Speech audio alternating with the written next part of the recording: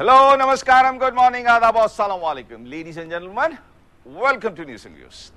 Caged parrot, పంజరంలో చిలక, పలికెడిది భాగవతం, పలికించేడి వాడు రామభద్రుండట. బొగ్గు మసిలో తలదూర్చిన సర్కారు పెద్దలకు దేశ సర్వోన్నత న్యాయస్థానం తలంటు పోసింది. రింగ్ మాస్టర్ల బానిస సంఖ్యలను తెంచేందుకు దిశానిర్దేశం చేసింది. ఎనలేని బాంధవ్యాన్ని తెంచుకోలేని రింగ్ మాస్టర్లు చిలకకు స్వేచ్ఛనిచ్చారు. కిటుకల్లా ఎగిరే చిలక కాలికి తాడు కట్టి పంజరంతో ముడివేశారు. చిలక గాలిపటంలా ఎగరనుందా లేక తెగిన పతంగులా రెక్కలు కొట్టుకోనుందా? మళ్ళీ పలికెడిది భాగవతమేనా, పలికించేడి వాడు రామభద్రుండేనా? ఇది ఓ పంజరంలోని చిలక దీనగాథ. We'll discuss that in the debate. Just 2 minutes. Here are the top 10 headlines on this Thursday morning. బంధనాలు తొలగిస్తాం, సిబిఐ అటానమీకి సుప్రీంకు కేంద్రం హామీ, 41 పేజీల అఫిడవిట్ దాఖలు. సిబిఐకి స్వేచ్ఛ కల్పిస్తాం, ఫిర్యాదుల పరిశీలనకు శాశ్వత కమిటీ, ఆర్థిక స్వయం ప్రతిపత్తి. Government unveiled CBI autonomy roadmap, steps for autonomy of CBI. ఆహార భద్రతకు ఆర్డినెన్స్, కేబినెట్ పచ్చజెండా. ఆహారం భద్రం ఆర్డినెన్స్ కు కేంద్ర మంత్రివర్గం ఆమోదం. అక్షయ పాత్ర, నిరుపేద కుటుంబాలకు ₹3కే కిలో బియ్యం. మోగిన బేరీ, 3 దశల్లో పంచాయతీ పోరు. రేపటి నుంచి ఆర్టీసీ సమ్మె, మంత్రి బొత్సతో కార్మిక నేతల చర్చలు. విలీనం ప్రసక్తే లేదు, ప్రత్యేక రాష్ట్రంలో మనమే కీలకం, స్థానిక లబ్ధి కోసమే దిగ్విజయ్ డ్రామా కేసీఆర్. చివరిగా బ్యాట్లెత్తేశారు, లంక చేతిలో భారత్ ఘోర పరాజయం. సిబిఐ అనగానే కాంగ్రెస్ బ్యూరో ఆఫ్ ఇన్వెస్టిగేషన్ అంటూ ప్రతిపక్ష నాయకులు బాక్సింగ్ రింగ్ లోకి దిగుతారు.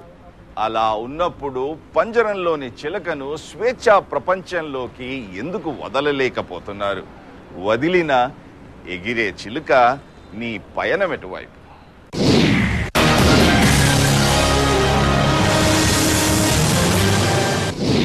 బానిస సంఖ్యలకు goodbye, cage to carefree life, ring మాస్టర్లకు చరమగీతం, భాగవతం 0, రామభద్రుండు గోల్, తెగిన సంఖ్యలతో చిలుక స్వేచ్ఛగా ఎగరగలవా? రింగ్ మాస్టర్లు పలికించే మాటలు పలికే పంజరంలోని చిలుక ఇక రెక్కలు తొడిగింది. దశాబ్దాలుగా పంజరానికే పరిమితమైన చిలుక స్వేచ్ఛా ప్రపంచంలోకి ఎగిరించేందుకు యజమాని బాటలు వేశాడు. వింతైన బాహ్య ప్రపంచంలో స్వేచ్ఛగా జీవించగలదా? నచ్చిన యజమానిని విడిచిపెట్టి దూరం అవ్వగలదా? లేక దశాబ్దాల బానిస బంధాన్ని వదులుకోగలదా? సెంట్రల్ బ్యూరో ఆఫ్ ఇన్వెస్టిగేషన్ కాదు, కాంగ్రెస్ బ్యూరో ఆఫ్ ఇన్వెస్టిగేషన్ అంటూ వాదిస్తూ వచ్చిన కేంద్ర నేర పరిశోధక సంస్థకు యూపీఏ సంకీర్ణ ప్రభుత్వం రెక్కలు తొడిగింది. అనుకున్న సమయానికే స్వేచ్ఛా ప్రపంచంలోకి విడిచిపెట్టేందుకు సంసిద్ధమయ్యింది. న్యూస్ అండ్ వ్యూస్ లో మేం చెప్పిందే నిజమైంది. బానిస సంఖ్యలు తెంచక తప్పదన్న మాటే అక్షర సత్యం అయింది. Observations are obiter dicta. They are not law, they are not part of the judgment. Absolutely. But observations clearly indicate the mindset of the bench, of the court, how it is going to proceed in the case. Clearly ఇప్పుడు ఇందులో నిన్న సిబిఐకి unlimited powers ఇవ్వకూడదని కూడా supreme court comment చేసింది. ఎందుకంటే CBI cannot be given unbridled power as an unruly horse is a dangerous thing. But definitely investigation should be kept independent. దానికి తగ్గట్టు మేము స్టెప్స్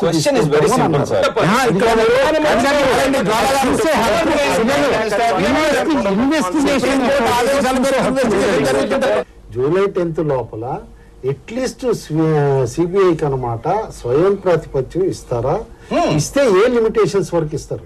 ఇప్పుడు ఎవరైనా టోటల్లీ ఇండిపెండెన్స్ అంటే ఇండియాలో ఏ ఏజెన్సీ అయినా ఉండండి, it cannot be 100% independent. Exactly. అయితే మీరు ఆ 85-90% ఇండిపెండెన్స్ ఇచ్చి 10% తోటి ఏదైతే లిమిటేషన్స్ అడ్మినిస్ట్రేటివ్ కంట్రోల్ పెడతారో, that administrative control should not interfere with any investigation because this an investigation agency. బొగ్గుమసిలో సిబిఐ నివేదికలో తలదూర్చి ఇరుక్కున్న ప్రభుత్వాన్ని దేశ సర్వోన్నత న్యాయస్థానం తలంటింది. రాజకీయాల నుండి విముక్తి చేసేందుకు దిశానిర్దేశం చేసింది.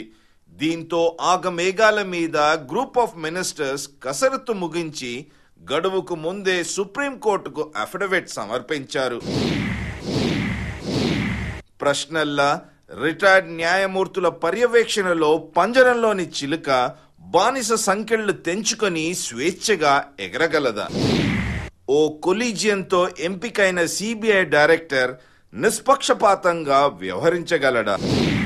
సర్వత్రా ఏకాభిప్రాయం కుదిరిన ప్రభుత్వం సిబిఐని లోక్పాల్ పరిధిలోకి తేకపోవడంలోని మర్మమేంటి?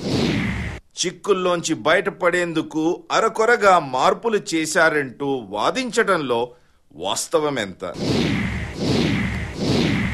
ఎగిరే చిలుక పయనమెటు?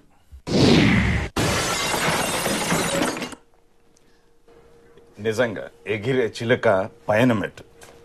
క్షమించాలి. ఈ అంశాన్ని విశ్లేషించడానికి ఈరోజు స్టూడియోలో రాష్ట్ర విభజనకే కాంగ్రెస్ మొగ్గు చూపే అవకాశమే ఉంటే Okay, there seems to be some problem. Anyway, we'll begin once again. ఈ అంశాన్ని విశ్లేషించడానికి ఆర్థిక నిపుణులు, రాజకీయ విశ్లేషకులు సి కుటుంబరావు గారు, వారి పక్కన కాంగ్రెస్ అధికార ప్రతినిధి జంగా గౌతమ్ గారు, లోక్ సత్తా పార్టీ నాయకులు జయప్రకాష్ నారాయణ గారు, రాజ్యాంగ నిపుణులు హైకోర్టు సీనియర్ న్యాయవాది టి శ్రీరంగారావు గారు, కరీంనగర్ నుండి ఫోన్ లైన్లో బీజేపీ సీనియర్ నాయకులు సిహెచ్ విద్యాసాగరరావు గారు సిద్ధంగా ఉన్నారు. విద్యాసాగరరావు గారు, నిన్న కోర్టులో అఫిడవిట్ దాఖలు చేసింది సర్కారు. దాని తర్వాత మీ నాయకుడు, రాజ్యసభలో నాయకుడు, the government made it appear as though some earth-shaking new decision had to be taken on the basis of the recommendations of the group ministers. This is nothing but a farce అంటే ఏ విధంగా అర్థం చేసుకోమంటారు?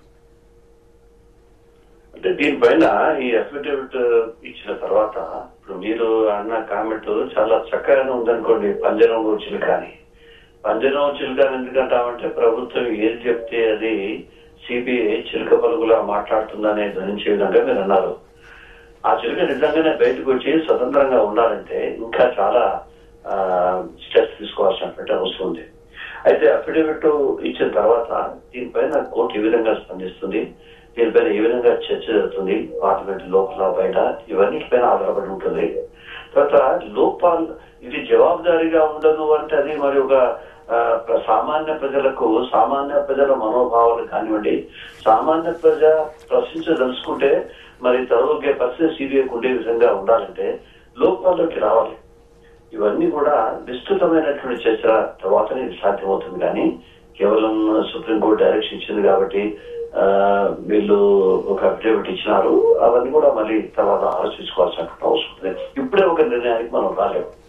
Okay, సొంత ప్రతిపత్తిని మాత్రం ఇవ్వడం తప్పనిసరి, ఆ విధంగా ఉండాలని మాత్రం మా అభిప్రాయం. ఒకటి జయప్రకాష్ నారాయణ గారు, స్వయం ప్రతిపత్తి అంటూ ఉండాలి.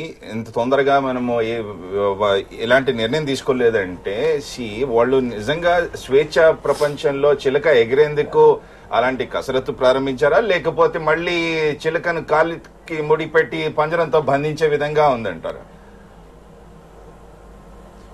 రమాకాంత్ గారు 2 విషయాలు గమనించాలి. మొట్టమొదటిది, ఈ స్వయం ప్రతిపత్తి అన్నది ఒక 20 ఏళ్లుగా ఒక ఎవల్యూషన్, ఇదొక పరిణామం. జైన్ హవాలా కేసులోనే సుప్రీంకోర్టు ఇచ్చిన తీర్పు వల్ల ఆనాడే సివిసి యాక్ట్ అవసరమైంది. అప్పటిదాకా అసలు కేంద్ర విజిలెన్స్ కమిషన్కి చట్టం లేదు. ఆ చట్టంలో భాగంగా సిబిఐ డైరెక్టర్ నియామకం, సిబిఐ ఉన్నతాధికారి నియామకం కోసం కొన్ని ఏర్పాట్లు జరిగినాయి. అంటే ఎంతో కొంత స్వయం ప్రతిపత్తికి ఒక దారిని సుగమం చేశారు. కానీ మన అనుభవం ఏం నేర్పిందంటే అది చాలదు అని చెప్పాను. అలాగే లోక్పాల్ చట్ట ప్రతిపాదనలో 2011 డిసెంబర్లో కేంద్ర ప్రభుత్వం పార్లమెంట్లో పెట్టినటువంటి చట్టంలో ఇప్పుడు ఏదైతే ప్రతిపాదించారో అదే ప్రతిపాదన, అంటే సిబిఐ డైరెక్టర్ నియామకాన్ని ప్రధానమంత్రి, ప్రతిపక్ష నాయకులు, సుప్రీంకోర్టు ప్రధాన న్యాయమూర్తి ముగ్గురు కలిసి ఏర్పాటు చేస్తారు అని చెప్పని. ఇది దేశ చరిత్రలో ఇంతవరకు మరే రకమైనటువంటి సంస్థకు కూడా ఇలాంటి ఈ ముగ్గురికి ఎంతకంటే అత్యున్నతమైన వాళ్ళు భారతదేశంలో లేరు. ఈ ముగ్గురు కలిసి నియామకం చేయడం దీనికి లేదు. కాబట్టి ఖచ్చితంగా ఈ సిబిఐ స్వయం ప్రతిపత్తి కోసం చెప్పి కొన్ని బలమైన పునాదులు పడుతున్నాయి. సార్ వన్ సబ్మిషన్, జేపీ గారు వన్ సబ్మిషన్. సార్ జేపీ గారు వన్ సబ్మిషన్, అదంతా బాగానే ఉంది. బట్ అడ్మినిస్ట్రేటివ్ కంట్రోల్ చూడండి, అడ్మినిస్ట్రేటివ్ కంట్రోల్ అంతా ministry of home affairs and ministry of department of personal చేతిలో ఉంటే ఎంపిక చేసిన నాయకులైనా కానీ ఏ విధంగా స్వయం ప్రతిపత్తి కలిగించగలరు? రమాకాంత్ గారు, ఇప్పుడు మనకు స్పష్టంగా విషయాలు అర్థం చేసుకోవాలి. అడ్మినిస్ట్రేటివ్ కంట్రోల్ అంటే సిబిఐకి ఎక్కడో స్వర్గం నుంచో, అమెరికా నుంచో, పాకిస్తాన్ నుంచో అధికారులు రారు. మన దేశంలో మన పరిపాలన విభాగాల్లో ఉన్న అధికారులు వస్తారు. వారు న్యాయ విభాగం వారు కావచ్చు, లేకపోతే పోలీసులు కావచ్చు, ఫోరెన్సిక్ నిపుణులు కావచ్చు, ఇతరులు కావచ్చు. వాళ్ళంతా కూడా ప్రభుత్వంలో వివిధ సర్వీసులో ఉన్నవాళ్ళు. కాబట్టి వాళ్ళ రాకపోకలు, వాళ్ళ సర్వీస్ నిబంధనలు, వాళ్ళ ప్రమోషన్లు ఇవన్నీ కూడా సహజంగా ప్రభుత్వం చేతుల్లో ఉంటాయి. కాబట్టి దీన్ని పెద్ద మనం తప్పుగా భావించాల్సిన అవసరం లేదు. మన దేశంలో ఏమిటంటే ఎక్స్ట్రీమ్కి వెళ్ళిపోతున్నాం. అసలు ప్రభుత్వం లేదనుకుంటున్నాం. ప్రభుత్వానికి అసలు ఏ రకంగా చట్టబద్ధంగా పాత్ర లేదనుకుంటున్నాం. అది పొరపాటు. నేర పరిశోధన, చట్టబద్ధ పాలన ప్రభుత్వానికి అతీతంగా ఉండాలి గట్టిగా పోరాడేటువంటి వాడిని నేను. కానీ అంటే అర్థం అసలు ప్రభుత్వం ఎన్నికైన ప్రభుత్వానికి అసలు పాత్రే లేదు, అధికార యంత్రాంగం మొత్తం కూడా స్వతంత్రాన్ని ప్రకటించేస్తుంది. జేపీ గారు one submission. See we are not questioning ఎవరు ఎంపిక చేస్తారని కాదు. అడ్మినిస్ట్రేటివ్ కంట్రోల్ రేపు ఒకవేళ ఆ 2 ఏళ్ల తర్వాత 2 ఏళ్ల మధ్య కాలంలో ఒకవేళ తొలగించాలన్నా మళ్ళీ ప్రెసిడెంట్ కన్సెంట్ కావాలంటే look at the appointees, president అయినా కానీ మిగతా నాయకులైనా కానీ మళ్ళీ రాజకీయ అడ్మినిస్ట్రేటివ్ కంట్రోల్ అంతా చేతిలో పెట్టుకుని రాజకీయ నాయకులు కేవలం ఒక సిబిఐ డైరెక్ట్ ని ఎంపిక చేయడం వల్ల సాధించేది ఏంటి? కాదు, ఇప్పుడు మీరు గమనించినట్టయితే సిబిఐ డైరెక్టర్ నియామకం, అలాగే సిబిఐలో ఉన్నతాధికారి నియామకం, ఈ రెండు కూడా పూర్తిగా ప్రభుత్వం చేతుల్లో కాకుండా ఈ హైపవర్డ్ కమిటీ, ఆ తర్వాత ఒక ఎంక్వైరీ ద్వారా మాత్రమే, సివిసి ఎంక్వైరీ ద్వారా మాత్రమే అక్కడ తప్పని తేలినట్టయితే తెలిపించే అధికారం. కాబట్టి వాళ్ళని తొలగించడం జరగదు, మామూలుగా అసాధారణ సందర్భాల్లో జరుగుతుంది. ఇక మూడవది మీరు డైరెక్టర్ ప్రాసిక్యూషన్స్, ఇది మంచి పరిణామం. కొత్త విభాగం తీసుకొచ్చారు అనేది స్వతంత్ర ప్రతిపత్తి గల ప్రాసిక్యూషన్ అనేది అంతే ముఖ్యం. మీకు ఎలాగైతే నేర విచారణ అంత బలంగా ఉండాలో, నేర పరిశోధన బలంగా ఉండాలో అలాగే ఉండాలి. ఇక మానిటరింగ్, దానికోసం ప్రత్యేకంగా ఒక కమిషన్ ఏర్పాటు చేస్తున్నారు. కాబట్టి ఇవన్నీ కూడా మంచి ఏర్పాట్లు. కానీ ఇవి చాలా ఈ దేశంలో మనకు కావాల్సింది సిబిఐ స్వతంత్ర ప్రతిపత్తి మాత్రమే కాదు. మనం చూసేది సిబిఐ డైరెక్టర్ కొమ్ములు కావడం కాదు, మన దేశంలో ప్రజలకు ఫలితాలు ఇవ్వాలి. కాబట్టి స్వతంత్ర ప్రతిపత్తి ఒకటి, సామర్థ్యం రెండవది, ఫలితాలు రావటం మూడవది. సామర్థ్యం చాలదు. ఈవేళ సిబిఐని మీరు చూసినట్టయితే కేవలం 2,200 మంది మాత్రం ఇన్వెస్టిగేటర్స్ ఉన్నారు 127 కోట్ల దేశానికి. మీరు ఎఫ్బిఐని చూస్తే అమెరికాలో 60,000 మంది ఇన్వెస్టిగేటర్స్ ఉన్నారు. దీని సామర్థ్యాన్ని వచ్చే 10 ఏళ్లలో గణనీయంగా పెంచాలి. ఈ దేశ పరిస్థితికి అనుగుణంగా మన అవసరాన్ని తీర్చాలని చెప్పంటే. ఇక ఫలితాలు రావాలంటే పూర్తిగా వేళ చేతులు లేదు, స్పెషల్ కోర్టులు కావాలి, వేగంగా న్యాయం వచ్చే ఏర్పాట్లు కావాలి. సిబిఐ కేవలం నేర పరిశోధన చేయగలదు, కోర్టుల ముందు కేసు పెట్టగలదు, సాక్ష్యాలను పెట్టగలదు. కానీ మళ్ళీ కోర్టులు 10 ఏళ్ళు 20 ఏళ్ళు తీసుకుంటే దేశానికి ప్రయోజనం లేదు. చివరికి శిక్ష పడుతుందా లేదని చెప్పిన దాని మీద నిర్ధారణ అవుతుంది. అలాగే అవినీతి కేసుల్లో మరి చట్టాన్ని మరింత బలోపేతం చేసి ఆస్తుల్ని జప్తు చేసే ఏర్పాటు కావాలి. దానికి చాలా ఏర్పాట్లు లేవు. ఇక చివరి అంశం, ఇది సిబిఐ ఒకటే కాదు, మన రాష్ట్రాల్లో ఏసీబీలు ఉన్నాయి, అట్లాగే సిబిసిఐడీలు ఉన్నాయి. అన్ని రకాల నేర పరిశోధన కూడా స్వతంత్ర ప్రతిపత్తితో ఏ ప్రభుత్వం లేకపోతే ఏ రాజకీయ జోక్యం లేకుండా నడిచే ఏర్పాటు ఉంటేనే చట్టబద్ధ పాలన ఉంటుంది. కాబట్టి మౌలికమైనటువంటి మార్పు దేశంలో చట్టబద్ధ పాలన తేవడం కోసం వచ్చే మార్పులో ఇది ఒక కీలకమైనటువంటి ముందడుగు. ఆ రకంగా చూడాలి తప్ప దీంతో అద్భుతాలు వస్తాయని కాదు, ఇది పనికిరాందని కాదు. ఎగ్జాక్ట్లీ కుటుంబరావు గారు మీరు అన్నట్టుగా గతంలో వాదించాము, ఆ రోజు జ్వాల గారు మమ్మల్ని అడ్డుకున్నారు. అరకొరగా చేశారంటూ అనుకోవాలా, లేకపోతే ప్రస్తుత పరిస్థితుల్లో ఇంతే చేయగలము ఇంకా ఏం చేయలేము అన్న విధంగా ముందుకు వెళ్ళారు? ఇప్పుడు సింపుల్ అండి, ప్రస్తుత పరిస్థితుల్లో ఇంతకంటే కూడా ఏమీ చేయగలదు కూడా అనమాట గవర్నమెంట్. అది క్లియర్లీ ఇందులో అబ్జర్వ్ అవుతుంది. పంజరాన్ని పెద్దగా చేశారు, కాస్త తిరగడానికి ఫ్రీడమ్ ఇచ్చారు అంతే, లోపల అంతేగాని పంజరం ఏమి ఓపెన్ చేయలేదు. అయితే వన్ ఇంపార్టెంట్ ఆస్పెక్ట్ ఇందులో ఏదైతేనంటే డైరెక్టర్ ఆఫ్ ప్రాసిక్యూషన్ ఏదైతే ఉన్నారో ఇది వరకు లా మినిస్ట్రీ అపాయింటీ ఉండేవారు. ఎగ్జాక్ట్లీ. అయితే అదొక్కటి చేంజ్ చేశారు ఈసారి. సివిసి సెలక్షన్ ఉంటుంది, committee headed by CVC will select the director of prosecution. అది చాలా ఇంపార్టెంట్ చేంజ్ అని అంటాను. ఎందుకంటే ఇది వరకు లా మినిస్ట్రీ అపాయింటీ ఉండి చాలాసార్లు కాంట్రవర్సీస్ వచ్చినాయి. ఏది మాయావతి గారి కేసు అవనండి, ములాయం సింగ్ యాదవ్ గారి కేసులో అవనండి, ఒకసారి ప్రాసిక్యూట్ చేయాలంటాం, ఒకసారి చేయకూడదంటాం అనమాట మినిస్ట్రీ అడ్వైస్. అండ్ ఇంకోటి ఇందులో కూడా కీలక పరిణామం ఏంటంటే అటార్నీ జనరల్ రోల్ కూడా ఇంక్రీజ్ చేశారు. సో దట్ అకౌంటబిలిటీ కూడా పెరుగుతుంది అనమాట. రేపు ఈ అపాయింట్మెంట్ అనేది డైరెక్టర్ ఆఫ్ ప్రాసిక్యూషన్ చాలా కీలకం అవుతుంది సివిసి దగ్గర. కానీ ఇంకొకటి అది ఇచ్చారా, అది ఇస్తూనే సిబిఐ మిగతా ఎవరైనా తలపండిన న్యాయ కోవిధులను వాళ్ళు ఎంగేజ్ చేసుకోలేరు. సో ఈ విధంగా ఉన్నప్పుడు అటార్నీ జనరల్ వానావతిదైనా కానీ హరీన్ రావల్ అయినా కానీ వ్యవహారం మనం చూసాం. మొత్తం అందరూ అక్కడ ఒప్పుకున్నా కానీ సిబిఐ డైరెక్టర్ అనే అఫిడవిట్ లో వీళ్ళందరికీ తెలుసు అయినా కానీ కోర్టును తప్పుదారి పట్టించారు. సో ఇలాంటి నేపథ్యంలో ఒకవేళ ప్రైవేట్ అటార్నీస్ ను వీళ్ళు సిబిఐ నియమించుకోలేరంటే అందులో ప్రైవేట్ అపాయింట్ చేసుకోలేమని చెప్పి లేదండి అక్కడ. అంటే పాతది ఎగ్జిస్టింగ్ లా ఏదైతే ఉందో అది నడుస్తుంది అనమాట. స్పెషల్ కౌన్సిల్స్ ఎంగేజ్ చేసుకోవచ్చు, అందులో అది ఆబ్జెక్షన్ పెట్టలేదు. దాంట్లో ఉంది, అదే అఫిడవిట్ లో ఉంది. But it is always subject to the court permission అనమాట. అండ్ సెకండ్ ఇంకోటి మోస్ట్ ఇంపార్టెంట్ ఇందులో ఏంటంటే ఏం ఫ్రీడమ్ ఇచ్చినట్టండి. సెన్సిటివ్ కేసు అనేది ఏది సెన్సిటివ్ కేసు ఏది నాన్ సెన్సిటివ్ కేసు అనేది డిఫైన్ చేసేది ఎవరు? Sensitive case officers transfer will be decided by the CBI director and 2 senior most officials అంటారు. అయితే ఇప్పుడు వాళ్ళ ఇంటిగ్రిటీ ఉంటే డెఫినెట్లీ కనుక ట్రాన్స్ఫర్స్ ఎఫెక్ట్ కావు. బట్ వాళ్ళ ఇంటిగ్రిటీ సస్పిషన్ పైన వస్తే రేపు కనుక సెన్సిటివ్ కేసెస్ ఆఫీసర్స్ ట్రాన్స్ఫర్ చేసే రెస్పాన్సిబిలిటీ వాళ్ళ 3 పైన ఉంది కాబట్టి ఎనీ టైం ట్రాన్స్ఫర్ ఎఫెక్ట్ చేయొచ్చు, అది కాదనలో.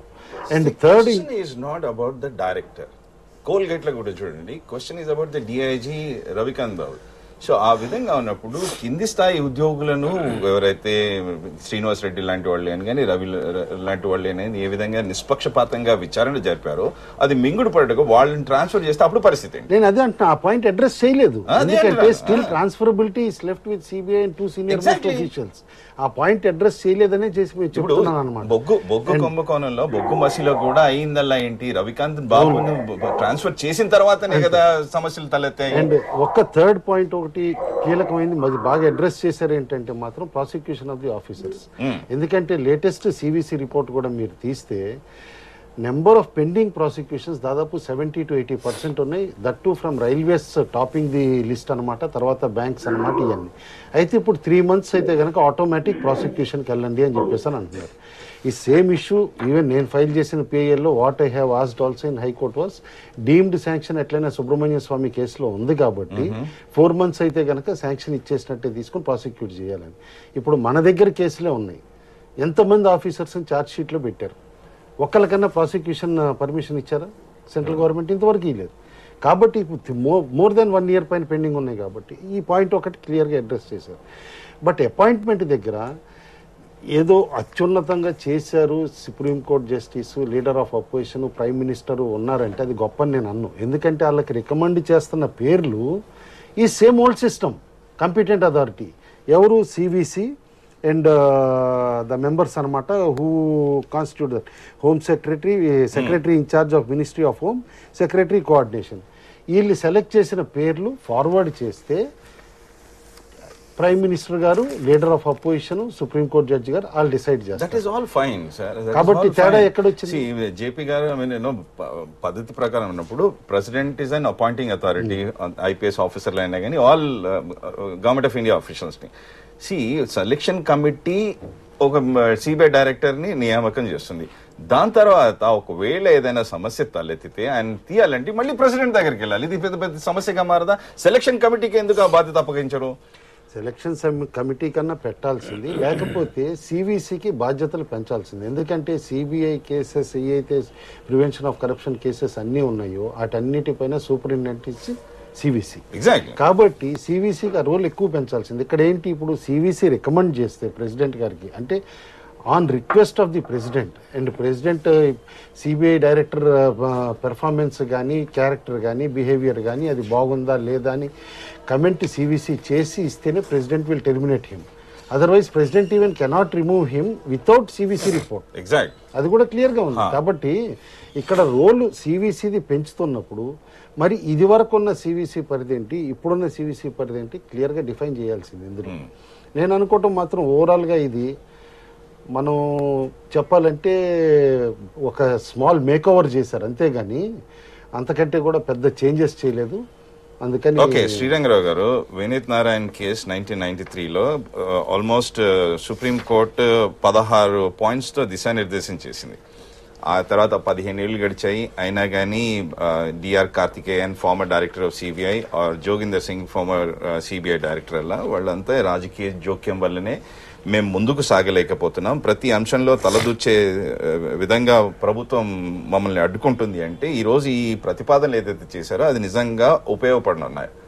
ఒకటి, ఇక్కడ వినీత్ నారాయణ కేసు తర్వాత మళ్ళీ మొన్న సుప్రీంకోర్టు ఒకసారి సీరియస్గా వార్నింగ్ ఇచ్చింది కేంద్ర ప్రభుత్వానికి. మీరు స్వయం ప్రతిపత్తి ఇస్తారా, లేకపోతే మమ్మల్ని ఆ విధంగా దిశానిర్దేశం చేయమంటారా, లేకపోతే ఆ విధంగా మమ్మల్ని చర్యలు తీసుకోమంటారని హెచ్చరించినప్పుడు గతంలో అనేక సందర్భాల్లో సుప్రీంకోర్టు, దేశంలో అత్యున్నత న్యాయస్థానం సుప్రీంకోర్టులో అనేక సందర్భాల్లో ఏ విధంగా సిబిఐకి స్వయం ప్రతిపత్తి ఇవ్వాలి, వాళ్ళు ఇన్వెస్టిగేషన్ చేస్తున్నటువంటి సందర్భంలో ఎలాంటి రాజకీయ జోక్యం ఉండకూడదు అనేటువంటి విషయాలను స్పష్టం చేసినప్పటికీ కూడా మరి ఈరోజు దేశంలో జరుగుతున్నటువంటి అనేకమైనటువంటి అవినీతి కార్యక్రమాలు ఏదైతే ఉన్నాయో అవన్నీ కేంద్ర ప్రభుత్వంలో జరుగుతున్నటువంటి అవినీతి కార్యక్రమాలు ఏ ప్రభుత్వం అయితే కేంద్రంలో అధికారంలో ఉంటుందో ఆ ప్రభుత్వంకి అనుకూలంగా పనిచేస్తున్నటువంటి సందర్భంలో సిబిఐ డైరెక్టర్ ఒక అఫిడవిట్ ఫైల్ చేయడం, అఫిడవిట్ బేస్ చేసుకొని సుప్రీంకోర్టు తీవ్రమైనటువంటి వ్యాఖ్యలు చేసిన తర్వాత ఈరోజు కేంద్ర ప్రభుత్వం కనీసం ముందుకు వచ్చి ఈరోజు ఈ అఫిడవిట్ ఫైల్ చేస్తూ కొన్ని అధికారాలు ఈరోజు సిబిఐకి ఇస్తాము, కొంతమేరకు స్వయం ప్రతిపత్తి కల్పిస్తామనేటువంటి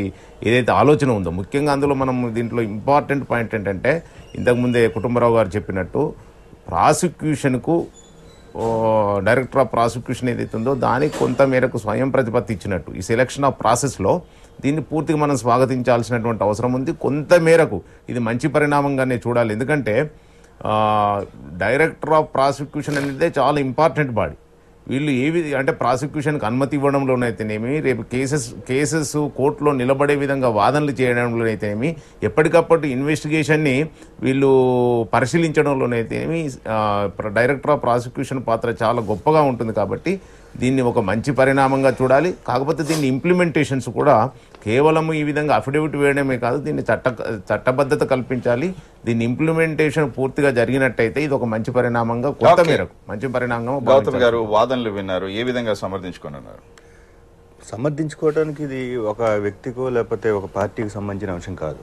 ఇది కొన్ని వ్యవస్థలని మనం పరిణామ క్రమంలో ఏర్పాటు చేసుకున్నాము. ఆ వ్యవస్థలకు సంబంధించిన అనేక మార్పులు వస్తూ ఉన్నాయి. జయప్రకాష్ నారాయణ గారు చెప్పినట్టు ఇది ఒక మంచి పరిణామ క్రమం ఇప్పుడున్న సిచ్యువేషన్లో. ఇప్పుడు 1963లో సిబిఐ మాన్యువల్ ఏర్పాటు చేసుకున్నప్పుడు మాన్యువల్లో ఏదైతే సిబిఐకి డైరెక్షన్స్ ఉన్నాయో, సో ఆ డైరెక్షన్స్ మేరకు అది పనిచేస్తూ వస్తున్నప్పుడు ఈవెన్ లేటెస్ట్ సుప్రీంకోర్టు కామెంట్ మీద కూడా చాలా క్రిటిసిజం ఉంది.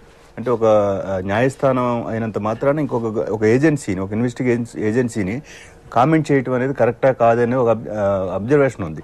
సో అందుకని అయినప్పటికీ కూడా వస్తున్నటువంటి ఆరోపణలు దృష్టిలో పెట్టుకుని, ముఖ్యంగా మన దేశంలో ప్రభుత్వాలకు అతీతంగానో లేకపోతే ఊహాలోకంలో మనం అభిప్రాయాలు చెప్పి వ్యవస్థల్ని నడపాలనుకోవడం కరెక్ట్ కాదు. జయప్రకాష్ నారాయణ గారు కరెక్ట్గా చెప్పారు. ఏదైనా కూడా మన పార్లమెంటరీ డెమోక్రసీస్ లో ప్రభుత్వాలకి లోక్పాల్ పరిధిలోకి ఎందుకు తీసుకురాలి? లోక్పాల్ బిల్లులో పెట్టారు దాన్ని, కానీ లోక్పాల్ బిల్లుని ఎక్కడ ఆపారు? రాజ్యసభలో చర్చ దగ్గర ఆపేశారు. ఏ ప్రతిపక్షాలు కూడా అది లోక్సభలో పాస్ అయింది, రాజ్యసభలో పెండింగ్ లో పడిపోయింది. కనుక బిల్లు పాస్ చేయడంలో విషయం కూడా రాజకీయాలు మాత్రమే చేయాలి, వ్యవస్థలని సక్రమంగా మనం పటిష్టం చేసుకుందాం. దాంట్లో భాగంగా ఇది రేపు బీజేపీ అధికారంలోకి వచ్చినా లేకపోతే ఎన్డీఏ అధికారంలోకి వచ్చినా, ఎవరు అధికారంలోకి వచ్చినా ఇదే సిబిఐ ఉంటుంది, ఇదే రూల్స్ ఉంటాయి, ఇదే ఇంప్లిమెంట్ చేయాలి వాళ్ళు. ఇది ప్రతిపక్షంలో ఉన్నప్పుడు నేను అనేది ప్రతిపక్షంలో ఉన్నప్పుడు దానికి స్వయం ప్రతిపత్తి ఇవ్వాలి, అది ప్రభుత్వంతో సంబంధం లేదు, లేకపోతే అసలు అది అటానమీగా పనిచేయాలనే విమర్శలు చేసేవాళ్ళు అధికారంలోకి వచ్చిన తర్వాత అసలు ఎలా దాన్ని ఫంక్షనింగ్ చేస్తారు? కనుక ఉదాహరణకి ఎగ్జాంపుల్, నిన్న గుజరాత్ లో ఇష్రంత్ కేసు ఒకటి వచ్చినప్పుడు డిబేట్ ఏం జరుగుతుంది? సిబిఐ ఇన్వెస్టిగేట్ చేసి ఛార్జ్ షీట్ చేస్తే ఆ అమ్మాయి టెర్రరిస్ట్ అని చెప్పి ఇప్పటికీ రాజకీయ ఆరోపణలు చేస్తూ ఉన్నారు. అంటే అక్కడ ఉన్నటువంటి పోలీస్ కానీ హోమ్ డిపార్ట్మెంట్ కానీ మొత్తం అంతా రెస్పాన్సిబుల్ అని మీరు ఇంకో రాష్ట్రంలోకి వెళ్ళి మణిపూర్లో ఒక డిమాండ్ చేస్తారు, గుజరాత్లోకి వచ్చేసరికి నోనో సిబిఐ అనేది అట్లా రాంగ్ ఇన్వెస్టిగేషన్ చేస్తున్నారు. అంటే మీకు వ్యవస్థల మీద గౌరవం లేకుండా కేవలం రాజకీయాల కోసమే ఉంటే నీకు ఎంత పటిష్టం చేసినా కూడా. విద్యాసాగర్ గారు ఒప్పుకుంటారా కాంగ్రెస్ అధికార ప్రతినిధి జంగా గౌతమ్ గారి వ్యాఖ్యలతో?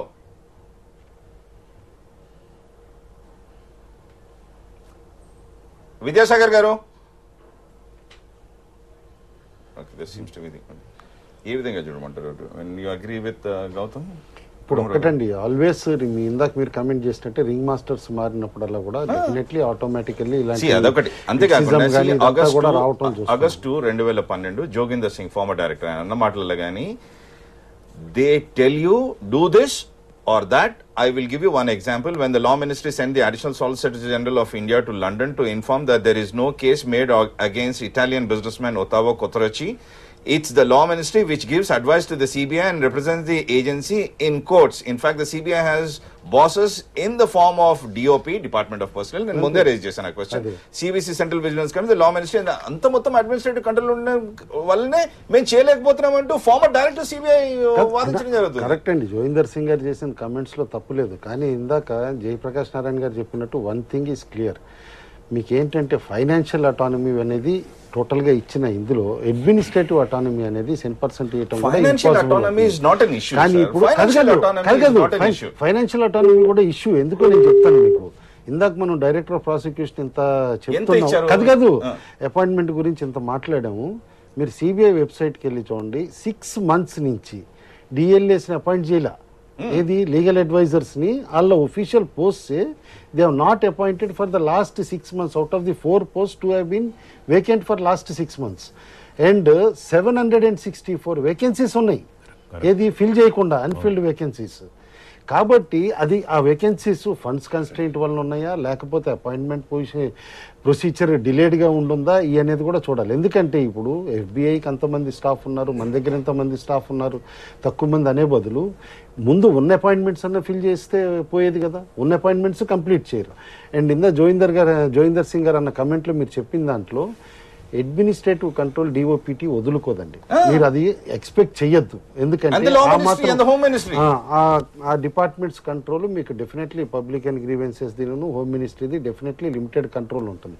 బట్ ఒక్కటి ఇందులో అప్రిషియేట్ చేయాల్సింది ఇంకో పాయింట్ ఏంటంటే అకౌంటబిలిటీ ఏదైతే కనుక డిఫైన్ చేస్తున్నారో దానికి 3-member పర్మనెంట్ కమిటీ ఏదైతే అపాయింట్ చేస్తామో అని చెప్తున్నారో హెడెడ్ బై సివిసి, ఆ accountability committee may see that CBI works in right track అని చెప్పేసి అని అనుకుంటున్నా. బట్ ఓవరాల్గా చూస్తే కనుక ఈ ఎఫిడవిట్ పైన సుప్రీంకోర్టులో ఆల్రెడీ జస్టిస్ లోడా గారు లాస్ట్ టైం చేసిన ఇది చూస్తే కనుక కమెంట్స్ అవి చూస్తూ ఉంటే and we may have to refine the Vineet Narain judgement అని ఏదైతే అన్నారో ఇది పెట్టుకుని మొత్తం చేంజెస్ చేస్తారని అనుకుంటున్నాను. ఒకటే ఉంటారంటే ఇప్పుడు సిబిఐ ఏదైతే మినిస్ట్రీస్ అఫిడవిట్ సబ్మిట్ చేశారో ఈ సబ్మిట్ చేసిన ఇష్యూస్ మీద ఏదైనా డిఫరెంట్ ఆఫ్ ఒపీనియన్స్ ఉండి ఇంకా స్ట్రెంగ్తెన్ చేయడానికి కావాల్సిన సజెషన్స్ ఉంటే అపోజిషన్ పార్టీస్ కానీ మిగతా వాళ్ళు ఎవరైనా కూడా సజెషన్ చేయాలి. కానీ ఓన్లీ క్రిటిసిజమే చేసి గవర్నమెంట్ ఏం చేసిన ప్రతిపక్ష నాయకుడు ఆయన చేసిన వ్యాఖ్యలలో అదే చెప్తున్నా నేను. గుజరాత్ కేసులో వాళ్ళు చేస్తున్న డిబేట్ అంతా కూడా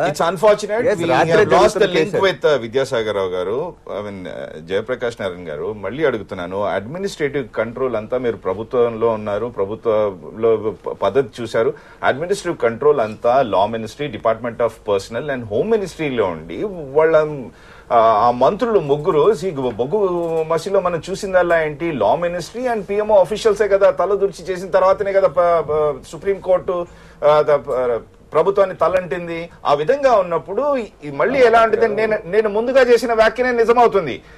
చిలక ఎగరడానికి విడిచిపెట్టారు. మనం ఒక దేశంలో ఒక రాజ్యాంగబద్ధమైన వ్యవస్థలో ఉన్నాం. మనం ఇదంతా వదిలేసేసి మొత్తాన్ని భూస్థాపితం చేసేసి కొత్తగా నిర్మాణం చేయడం సాధ్యం కాదు, అది మూర్ఖత్వం అవుతుంది. అది కూడా అనలేదు వినీత్ నారాయణ కేసులో కూడా సర్వాధికారాలు ఇవ్వద్దంటూ కూడా చెప్పడం జరిగింది. నేను చెప్పండి, అందుకనే ఇప్పుడు మన దేశంలో ఉన్నటువంటి వివిధ శాఖల్లో ఉన్న అధికారులు సిబిఐకి వెళ్తారు కానీ ఇతర దేశాల నుంచి రారు. లేకపోతే ప్రతి ఉద్యోగానికి కొత్తగా సిబిఐ నియామకం అంటే సిబిఐకి ఇంకో యూపీఎస్సీని సృష్టించాలి. అది కాదుగా మన ఉద్దేశం.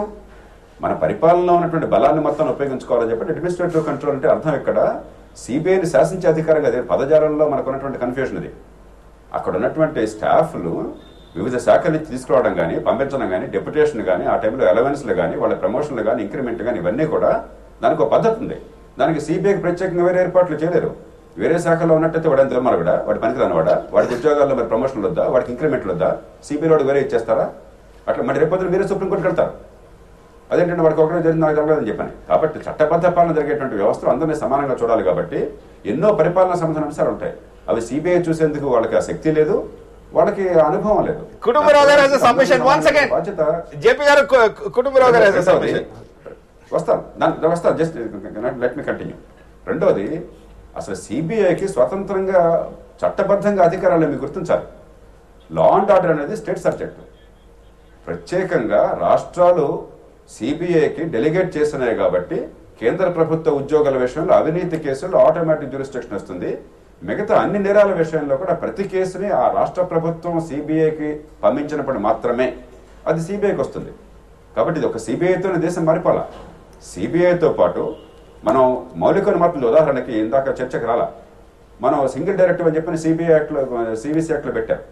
అంటే ఏం చేశారు దానిలో, ఢిల్లీ స్పెషల్ పోలీస్ ఎస్టాబ్లిష్మెంట్ యాక్ట్లో అంటే ఏమిటి, ఉన్నతాధికారుల విషయంలో నేర పరిశోధన చేయాలన్నా కూడా కేంద్ర అనుమతి కావాలి, తీసేయాలి. ఇప్పుడు చాలా కాలం నుంచి మేమంతా వాదిస్తున్నాం. అట్లాగే section 19 prevention of corruption act, ఇప్పటికి కూడా ప్రాసిక్యూషన్ అనుమతి ప్రభుత్వం చేతుల్లో ఉంది, దాన్ని తీసేయాలా, అది తీసేయాలి. దానికోసం చెప్పని మీరు సిబిసినో లేకపోతే లోక్పాలనో మరొకళ్ళలో పెట్టాలి.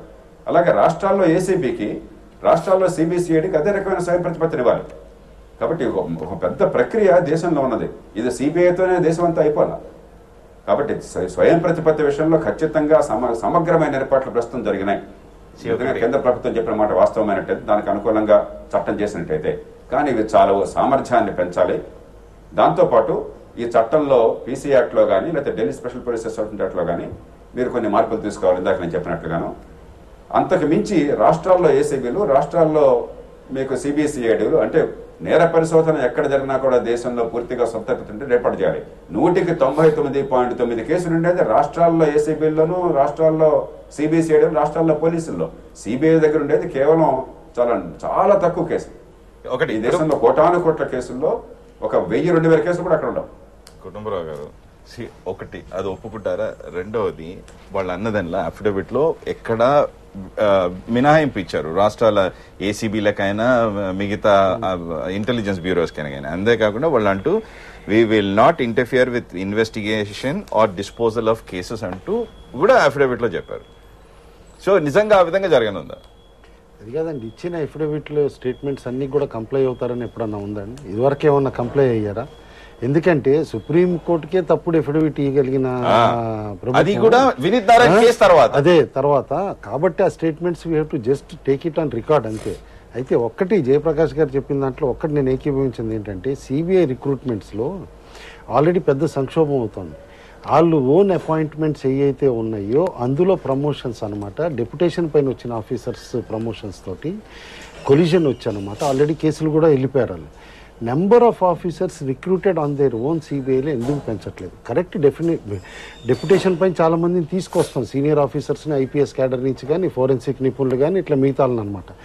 బట్ వెరీ అర్జెంట్ నీడ్ ఉన్నది ఏంటంటే సిబిఐకి అట్లీస్ట్ అనమాట యూపీఎస్సీ ద్వారా ఉనండి, వేరే దేని ద్వారా అయినా ఉనండి, రిక్రూట్మెంట్ మాత్రం చాలా ఎక్కువ చేయాల్సిన అవసరం ఉంది. ఎందుకంటే shortage of officers is very very significant. Okay Sriranga Rao గారు, లాస్ట్ 1 more minute గో, ఏ విధంగా చూడాలంటారు?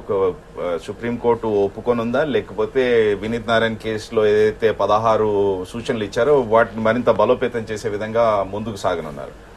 సుప్రీంకోర్టు ఈ ఏదైతే ఇప్పుడు అఫిడవిట్ కోర్టు ముందు వేయనున్నారో గవర్నమెంట్ తరఫున, దీన్ని పూర్తిగా అంటే ఒక విశ్వాసంతో అంటే నిజాయితీతో వేసినట్టయితే ఖచ్చితంగా సుప్రీంకోర్టు దాన్ని పరిశీలిస్తుంది.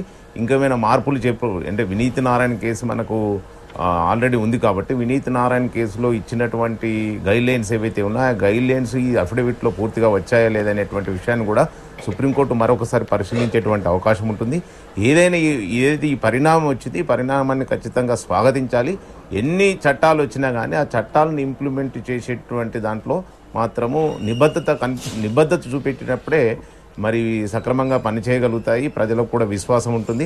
లేనట్లయితే ఏ ప్రభుత్వాలు ఉంటాయో కేంద్రంలో ఆ ప్రభుత్వాల చేతిలో పనిచేసేటువంటి సంస్థలుగా మిగిలిపోయేటువంటి అవకాశం ఉంటుంది. ఓకే, ఒక లాస్ట్ కొటేషన్ గుర్తొస్తుందండి, control is compliance, autonomy is engagement. కాబట్టి ఇక్కడ ఈ autonomy how it roots we can see. Okay, ఎనలేని బాంధవ్యాన్ని విడిచిపెట్టుకోలేని రింగ్ మాస్టర్లు చిలకకు స్వేచ్ఛనిచ్చారు, తిరిగి కాలికి పంజరానికి ముడి పెట్టారు. నిజంగా చిలక ఎగరగలదా?